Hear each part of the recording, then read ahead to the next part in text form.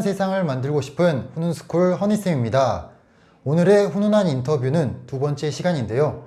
두 번째 시간을 이제 어떤 분을 모실까 하다가 최근 교육계, 특히 프로젝트 학습 분야에서 굉장히 선한 영향력을 펼치고 있는 선생님 한 분을 모셨습니다. 그럼 함께 인사 나눠보겠습니다. 어서 오세요. 네, 안녕하세요. 훈훈스쿨 시청하시는 교육가족 여러분들께 간단한 자기소개 부탁드리겠습니다. 네, 안녕하십니까. 저는 교직 14년차 되고 있는 현재 광주교육대학교 목포부설초등학교에 근무하고 있는 이경찬이라고 합니다. 반갑습니다. 네. 이경찬 선생님의 소개를 조금만 덧붙이자면 현재 어수선 연구회 회장님을 맡고 계시고 최근 배움이 빛나는 프로젝트 학습이란 책의 공저자로도 활동하고 계십니다. 제가 회장인 이유는 네네. 능력이 있어서가 아니고 예. 나이가 많아서. 나이가 많아서. 꼭 알아주십시오. 네, 알겠습니다. 그 외에도 정말 많은 활동을 하고 계신데 오늘 다양한 주제로 좀 뜻깊은 대화 함께 나눠보겠습니다. 잘 부탁드리겠습니다. 제가 잘 부탁드리겠습니다. 네.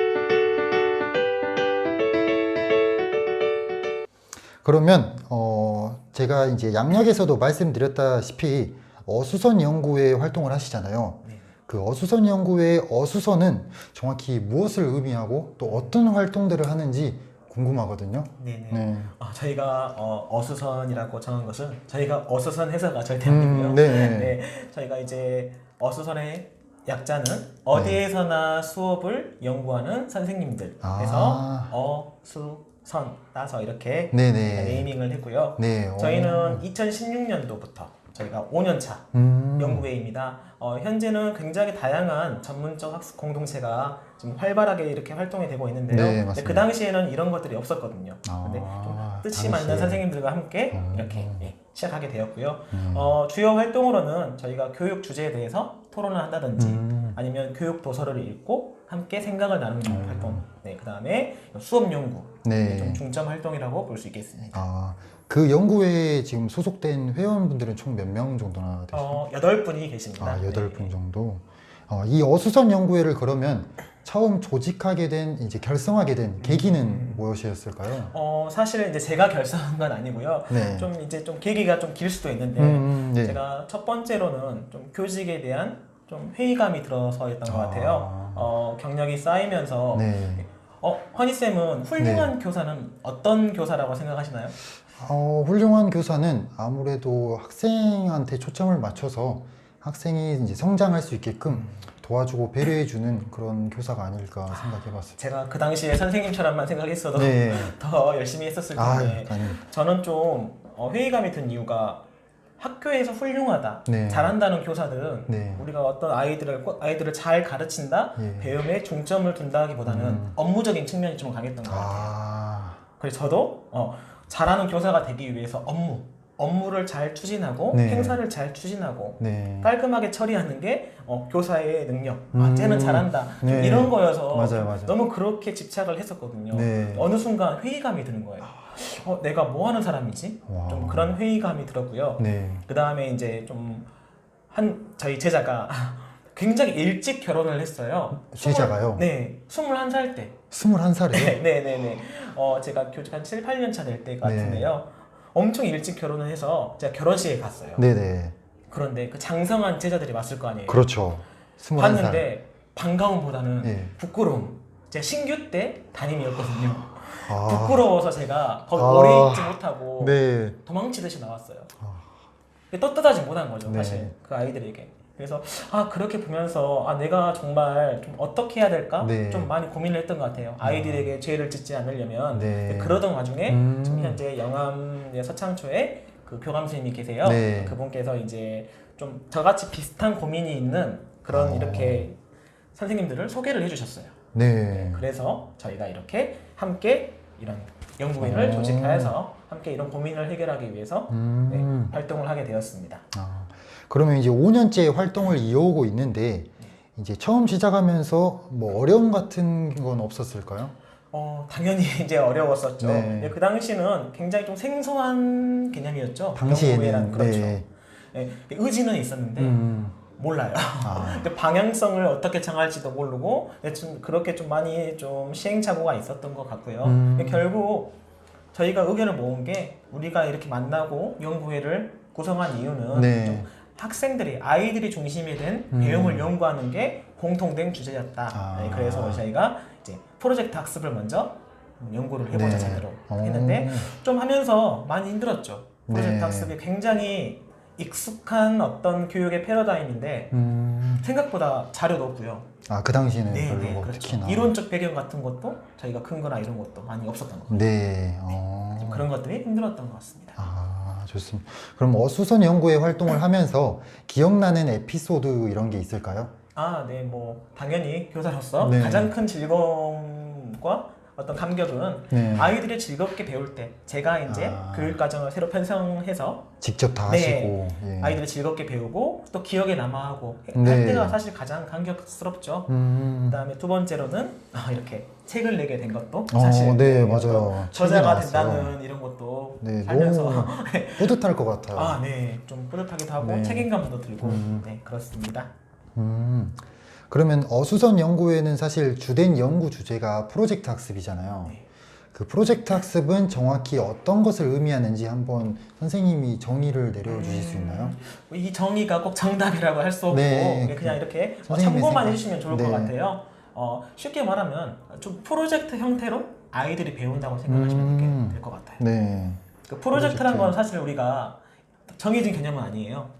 근데 좀 우리가 그냥 통념적인 개념으로는 네. 프로젝트라는 것들이 일정한 기간 동안 네. 탐구하고 연구해서 어떤 결과물을 만들어내는 그 과정을 우리가 보통 프로젝트라고 하거든요. 네. 그래서 그런 형태로 아이들이 배운다고 생각하시면 될 것 같아요. 아. 학생이 중심이 되어서 네. 어떤 주제나 문제를 탐구하고 네. 배우고 아. 또 서로 협력해서 어떤 결과물을 만들고 그다음에 반성, 성찰 또 하고 더 다 같이. 네네. 네. 좀 이런 과정을 우리가 이렇게 하는 것을 좀 프로젝트 학습이라고 하고 싶습니다. 네. 프로젝트 학습은 사실 모든 과목에 다 적용이 가능한 거죠. 네, 그렇기도 하지만 좀 수월성에 있어서 차이는 네. 있습니다. 아. 좀 수월한 과목들이 있고 네. 아무래도 이제 좀 뒤에 한번 설명을 해드리겠지만 네네. 이게 또 지식 교과냐 또뭐 그렇죠. 실천 교과냐 이런 차이도 네. 좀 있을 것 같아요. 네. 그러면 이제 현장에 계신 선생님들이 요즘 많은 그런 교육 방법에 관심이 많은데 특히나 프로젝트 학습에 관심을 갖고 직접 해보면 좋을 이유가 있을까요? 저 같은 경우는 신규 때부터 우리 선생님들도 그러셨을 수 있을 것 같아요. 교수 학습 모형은 정해져 있고 네. 그대로 해야 된다. 네, 그렇게 저는 배웠었거든요. 근데 2015 개정 교육 과정이 오면서 사실 교사에게 많은 자율성이 부여된 것 같아요. 네. 어떤 정형화된 틀을 벗어나서 다양한 걸 시도할 수 있는 거죠. 물론 내 목적은 성취 기준 도달이 가장 중요한 목적인 것 같아요. 그렇죠. 도달을 위해서 교사가 다양하게 시도할 수 있다. 네. 그 중에 대표적인 게 이 프로젝트 학습이고요. 사실 교과서나 좀 요즘 배운 내용들이 보면요, 굉장히 분절적이에요. 차시별로 맞아요. 쪼개져 네, 있죠. 맞아요. 네, 그리고 중요한 건 아이들이 뭘 하는지 모릅니다. 아이들이 네, 몰라요. 너희들 지금 뭐 하고 있어 물어보면 네. 아이들이 뭐라 대답할 것 같으세요? 그냥 일반적인 배움 활동 시간에? 그냥 뭐 국어 공부하고 있어요. 뭐. 네, 그렇죠. 네, 그 이상 안 나올 것 같죠. 네. 네. 선생님이 하라고 했어요. 그냥 이런 식인데 아. 이 프로젝트 학습 같은 경우는 네. 나 혼자만 알고 끌고 가는 게 아니고 네. 아이들과 교사 모두가 함께 어떤 주제를 공유하고 방향을 공유하고 해결해 가는 과정인 거죠. 그래서 실제로 현장에서 해보면 아이들이 너 지금 뭐 하고 있어? 하면 물어보면 네. 이거 하려고 이거 해요라고 명확하게 대답하는 아이들이 많아요. 프로젝트 학습을 하면요. 네네네. 와. 같이 공유를 하는 거죠. 그렇죠. 이게 맺고 끄는 있어요. 프로젝트 학습은 시작, 끝. 네. 근데 일반적인 우리가 배움 활동에서는 사실 아이들이 그렇게 이번 단원 끝났다 이 네, 정도지 어떤 네. 명확한 걸 모르잖아요. 네. 성취감이 좀 떨어지잖아요. 맞아요. 아이들이 이거 뭔가 끝내면 하나의 프로젝트를 끝내면 해냈어. 오. 약간 이런 그런 성취감을 느끼는 친구도 많아요. 네. 네. 그래서 뭐 이어지는 거 보면 학생도 즐겁고 교사도 즐겁고 보람차고 네. 좀 이런 거죠. 네. 성취감 말씀해 주셨는데 사실 교육에서 학생들이 이렇게 수업에 잘 참여하려면 이 성취감이 굉장히 중요하다고 생각하거든요. 그렇죠. 근데 프로젝트 학습은 이 성취감 달성에 굉장히 유용한 도구가 될 수 있겠네요. 네, 그렇습니다. 그러면 이 프로젝트 학습은 최근에서야 생긴 개념인가요? 아니면 뭐 옛날부터 있었던 개념인가요? 네, 이 프로젝트 학습을 하면 어떤 선생님들 지금 이러세요. 그 유행 지난 거 아니야? 옛날에 한번 반짝했던 거 아니야? 네네. 우리가 요즘에 교육 패러다임이 정말 너무 빨리 맞아요. 생기고 빨리 네, 지잖아요. 네, 너무 빨리 네, 바뀌더라고요. 유행처럼. 네. 근데 그런 것처럼 한물 간 거 아니야? 라고 이제 하시는 분도 계세요. 근데 어. 프로젝트 학습은 이제 그런 접근에서 하시는 게 절대 아닌 것 같아요. 아. 엄밀히 말하면 최초의 프로젝트 학습은 네. 교육의 개념으로서 존 듀이 다 저희 들어보셨죠? 네, 그렇죠. 교육학에서 교육, 네. 대학생 때 많이 명확하진 배웠던. 않지만 네, 그래요. 그래서 이 존 듀이가 사실은 이런 프로젝트 학습을 가장 먼저 연구하신 분이었어요. 아, 존 듀이가요? 네네. 이분이 와. 뭘 강조하셨냐면 일단 지식 배우고 네. 직접 활동해보면서 아. 어떤 결과물을 만들고 네. 반성적 사고, 성찰을 해야 한다. 이게 아. 교육의 한 흐름이 돼야 된다 하셔서 오. 1896년에는 네. 학교도 세우세요. 아, 존 듀이가 직접이요? 네네네. 어. 그분이 명확하게 프로젝트란 말을 쓰지는 않으셨지만 네네. 현재의 어떤 프로젝트 학습의 어떤 방향성과 그런 게 굉장히 시초라고 볼 수 있죠. 아. 네. 그러면 이제 그때부터 시작이 된 그렇죠. 거라고 볼 수 네. 있겠네요. 그러다가 이제 존 듀이의 제자 킬 패트릭이라고 네. 있으세요. 네. 그분이 1918년에 하나의 프로젝트 메소드라고 프로젝트법이라고 해서 하나의 어떤 교육의 어떤 하나의 패러다임을 고안해내십니다. 아, 실제로요? 네네. 네. 존 와. 듀이의 제자였어요. 아. 네, 그래서 굉장히 이 학생의 자율성을 주는 이 사조가 그 당시에 대폭발이 난 거죠. 그래서 아. 인간 중심의 어떤 교육. 네. 그래서 이게 한참 유행을 했었습니다. 아, 그 당시에. 네네. 예. 단점이 있었어요. 어떤 단점인가요? 좀 지식 체계가 결여된 거. 아. 학생에게 모든 걸 맡겨버리는 거예요. 아. 네, 그래서 이러다가 조금씩 쇠락의 길을 걷다가 네. 이제 그 스푸트니크호 혹시 아세요? 전 처음 들어봤어요. 네. 네. 그 소련에서 네. 1957년에 예. 그 위성을 최초로 발사해요. 네. 미국보다. 네네. 그래서 이 미국의 어떤 교육계가 충격에 빠지죠. 너무 인간 중심으로 하다 보니까 안 되겠다. 아. 우리 연구에서 경쟁에서 이겨야 해. 네. 다시 학문 중심으로 회귀를 합니다. 네. 그래서 사실은 이제 학문 중심으로 회귀가면 뭐가 문제가 되겠어요?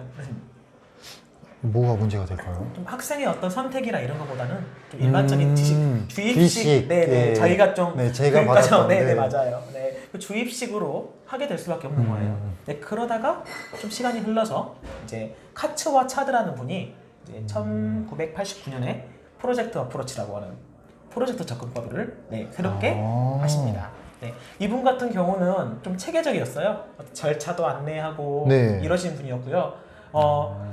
우리나라 유치원 교육에 최초로 도입된 게 바로 이 카츠와 차드예요. 아, 유치원 교육이요? 현재 유치원 네. 교육 과정이 프로젝트 형태로 이루어져 있어요. 아. 이 카츠와 차드는 한국에 오셨어요. 아, 실제로요? 네, 90년대 중반에 와. 오시기도 하셨고 현재 유치원 교육 과정에 커리큘럼에 굉장히 영향을 많이 끼친 분이시고요. 오. 이때 이후로 이제 또 다양한 우리나라 교육 분야에서 네. 프로젝트 학습이라고 명명되는 것들이 아. 좀 실천되고 연구되기 시작했죠. 저는 이제 사실 프로젝트 학습을 잘 몰랐는데 최근에서야 생긴 그런 유행이 아니라 네, 정말 맞아요. 오래전부터 시작됐었네요. 네, 어떻게 말하면 집대성된 그렇죠. 검증이 됐다고 할 수 있겠죠.